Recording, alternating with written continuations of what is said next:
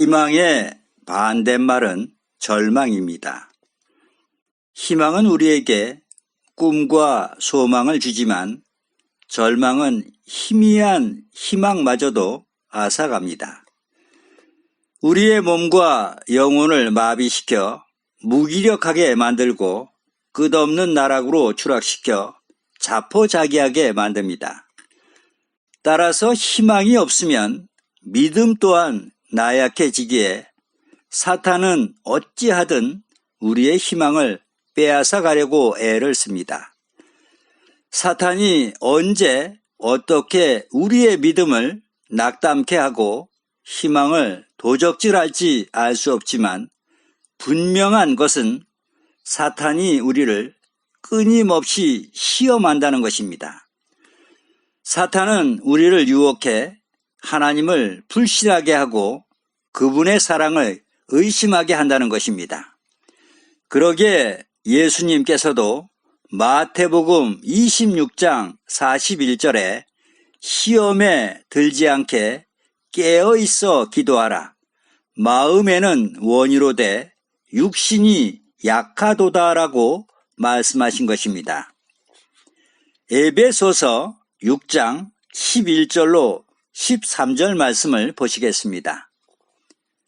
마귀의 괴계를 능히 대적하기 위하여 하나님의 전신갑주를 입으라. 우리의 씨름은 혈과 육에 대한 것이 아니요 정사와 권세와 이 어둠의 세상 주관자들과 하늘에 있는 악의 영들에게 대함이라. 그러므로 하나님의 전신갑주를 취하라. 이는 악한 날에 너희가 능히 대적하고 모든 일을 행한 후에 서기 위함이라 라고 기록되어 있습니다. 히브리서 11장 1절에는 믿음은 바라는 것들의 실상이요 보지 못하는 것들의 증거라고 기록되어 있듯이 믿음은 명사일 뿐 아니라 동사도 됩니다. 따라서 믿음은 움직이는 희망이라 할 수 있습니다. 절망이 우리의 삶을 지배할 때 믿음 또한 나약해질 수밖에는 없습니다. 그럴 때 보이지 않는 미지의 세계로 발걸음을 옮기며 하나님을 믿고 신뢰한다는 것이 결코 쉽지가 않습니다. 그러나 믿음으로 희망의 끈을 놓지 않을 때 하나님께서는 부르심의 이유와 우리를 창조하신 목적을 볼 수 있도록 영적 시야를 넓혀주십니다. 예레미야 29장 11절로 13절 말씀을 보시겠습니다. 나 여호와가 말하노라. 너희를 향한 나의 생각은 내가 아나니 재앙이 아니라 곧 평안이요 너희 장래에 소망을 주려 하는 생각이라. 너희는 내게 부르짖으며 와서 내게 기도하면 내가 너희를 들을 것이요 너희가 전심으로 나를 찾고 찾으면 나를 만나리라 라고 말씀하십니다.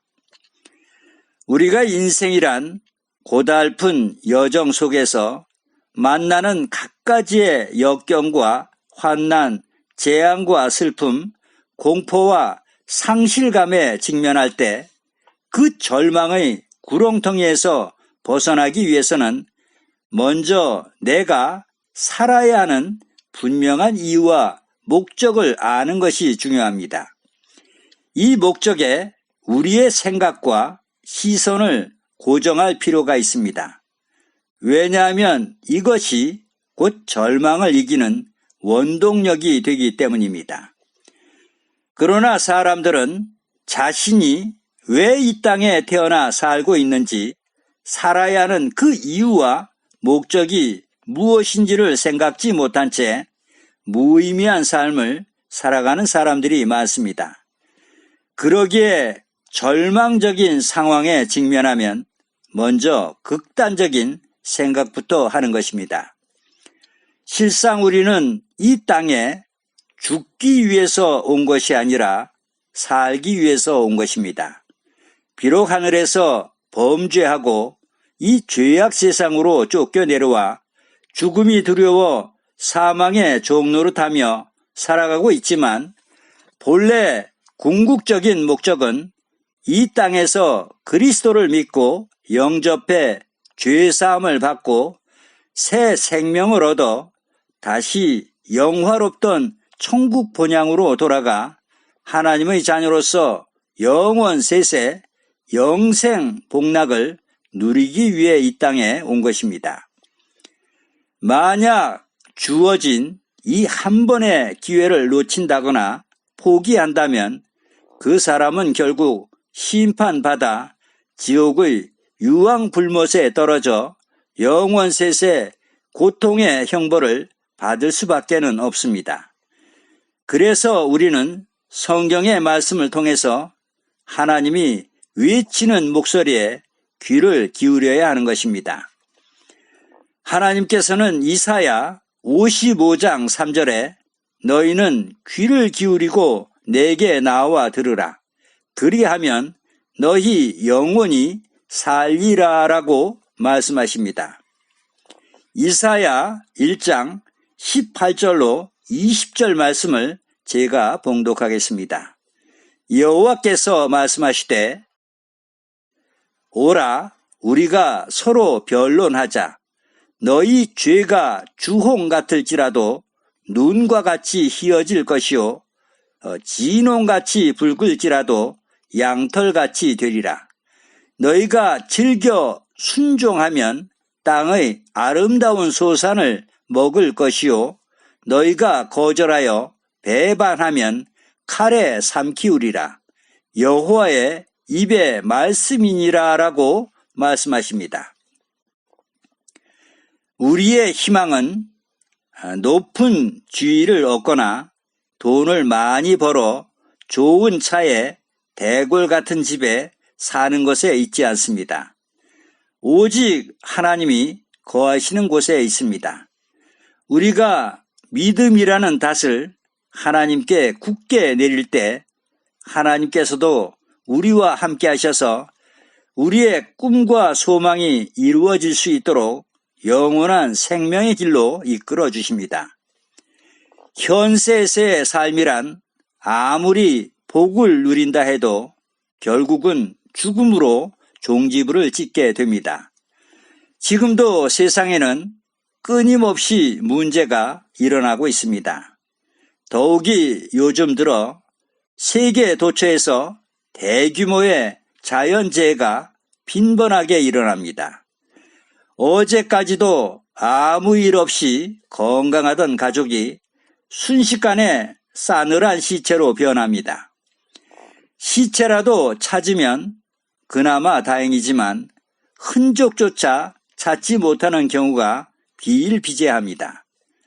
그렇다고 자연재해만 인간을 괴롭히는 것이 아닙니다. 무서운 질병, 잔인한 테러, 그치지 않는 전쟁, 종교 갈등, 정치 혼란, 절대 빈곤 등 풀리지 않는 이 같은 만성적인 문제들이 우리를 괴롭힙니다. 수많은 사람들이 살 집이 없고 할 일이 없고 생명을 유지할 양식조차 없어 고통을 당하다가 결국은 무덤 속으로 내려갑니다. 과연 이런 문제들을 인간의 힘으로 해결할 수 있을까요? 이 같은 문제는 인간의 능력으로는 결코 해결할 수 있는 문제들이 아닙니다. 오직 하나님의 능력 안에서만 가능한 것입니다. 이 땅에서 일어나는 모든 문제의 원인은 죄 때문입니다. 이 죄의 문제는 주님께서 다시 오실 때 비로소 끝이 납니다. 하나님께서는 죄로 손상된 세상을 정결케 하시고 새로운 세상을 만드시겠다고 약속하셨습니다. 이 모든 일이 주님 다시 오실 그날 성취될 것입니다. 요한계시록에는 장차 하나님께서 세우실 나라가 소개되어 있습니다. 그 새 하늘과 새 땅에는 새 예루살렘이 있고 만물을 새롭게 하심으로 다시는 사망이 없고 애통하는 것이나 곡하는 것이나 아픈 것이 다시 있지 않을 것이라고 기록되어 있습니다. 이 나라가 임할 때에 인간의 근본적인 모든 문제가 해결될 수 있습니다. 요한계시록 21장 4절로 7절 말씀을 제가 봉독해 올리겠습니다. 모든 눈물을 그 눈에서 씻기심에 다시 사망이 없고 애통하는 것이나 곡하는 것이나 아픈 것이 다시 있지 아니하리니 처음 것들이 다 지나갔음이로라. 보좌에 앉으신 이가 가라사대 보라 내가 만물을 새롭게 하노라 하시고 또 가라사대 이 말은 신실하고 참되니 기록하라 하시고 또 내게 말씀하시되 이루었도다. 나는 알파와 오메가요 처음과 나중이라. 내가 생명수 샘물로 목마른 자에게 값없이 주리니 이기는 자는 이것들을 유업으로 얻으리라. 나는 저희 하나님이 되고 그는 내 아들이 되리라 라고 예언되어 있습니다. 배고픈 자에게 절실한 것은 빵이고 목이 말라 죽어가는 사람에게 필요한 것은 물입니다. 아무리 돈이 많고 비싼 보석이 그에게 있다 해도 그는 선뜻 그 돈과 보석을 한 그릇의 물과 바꿀 것입니다. 그가 보존하길 원하는 것은 바로 하나뿐인 자신의 생명이기 때문입니다. 내가 죽어 없어진다면 세상에 그 무엇이 가치가 있겠습니까? 그래서 오늘도 하나님께서는 우리의 심장을 붙들고 계시고 만물을 당신의 뜻대로 유지하고 계시는 것입니다. 그러나 성경은 현세의 육신적인 생명을 연장하는 것보다 더 귀한 것이 있다고 말합니다. 바로 영원한 생명이 그것입니다. 빵을 먹고 배고픔을 해결한 사람도 결국은 죽습니다. 물을 마시고 가람을 해소한 사람도 결국에는 죽습니다. 배불리 먹고 죽는 것이 과연 우리의 희망일까요? 이 땅에서 호화롭게 살다가 무덤으로 들어가 썩어 없어지는 것이 우리의 희망일까요? 이것은 모두가 부질없고 헛된 희망일 뿐입니다. 그렇다면 우리의 진정한 희망이 무엇이겠습니까? 그것은 죽음을 초월하는 희망입니다. 우리의 구주가 되시는 예수님께서는 마지막 잡히시던 밤에 죽음을 초월한 희망을 말씀하셨습니다. 예수님께서는 유월절 밤에 제자들과 함께 성찬 예식을 행하시면서 당신의 살과 피로 새 언약을 세우시면서 내 살을 먹고 내 피를 마시는 자는 영생을 가졌다고 말씀하셨습니다. 끝으로 요한복음 6장 53절로 54절 말씀을 보시겠습니다.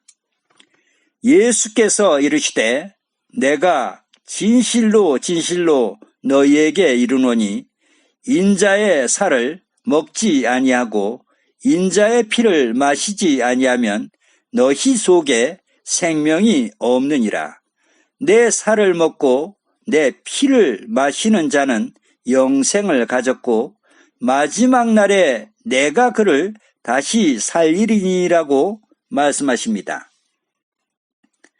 이 말씀은 주님의 살과 피를 표상하는 유월절의 떡과 포도주 잔에 하나님의 본체가 되시고 우리의 구원자가 되시는 예수님께서 십자가에 달리실 당신의 몸과 십자가에서 흘리실 당신의 보혈의 공로를 유월절의 포도주 잔에 말씀으로 인을 쳐 놓으신 것입니다. 이것이 바로 말씀으로 선포하신 언약의 피이고 새 언약의 복음입니다. 예수님께서는 마태복음 26장 27절로 28절에 너희는 다 이것을 마시라. 이것은 죄사함을 얻게 하려고 많은 사람을 위하여 흘리는 바 나의 피, 곧 언약의 피니라 라고 말씀하셨습니다. 여기서 우리가 절대 주목하고 상기하셔야 할 것은 이 말씀을 선포하신 분이 곧 우리 죄를 사해 주실 하나님의 실체가 되시는 그리스도라는 사실입니다. 우리는 예수님께서 말씀하신 죽음을 뛰어넘는 이 놀라운 희망이 무엇인지 성경의 말씀을 통해서 그 희망을 발견하게 될 때 우리는 비로소 영원한 희망을 얻을 수 있습니다. 죄의 문제가 끝나고 하나님께서 인간에게 본래 부여하셨던 영원한 생명이 되돌려지고 인간의 타락한 심성에 하나님의 품성이 회복될 때 우리는 진정한 자유와 희망을 노래하게 될 것이라고 믿습니다. 아멘.